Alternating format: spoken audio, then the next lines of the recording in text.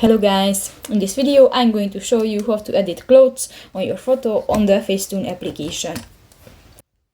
But first of all, I just want to mention, please don't forget to subscribe to our channel, because at 100,000 subscribers we are going to show you all YouTube revenue statistics and growth strategy, how to make money online. So let's jump into it. First of all, open the application on your device. So that's the home screen. Select a photo from your gallery and just go to the lower bar and you can find different option.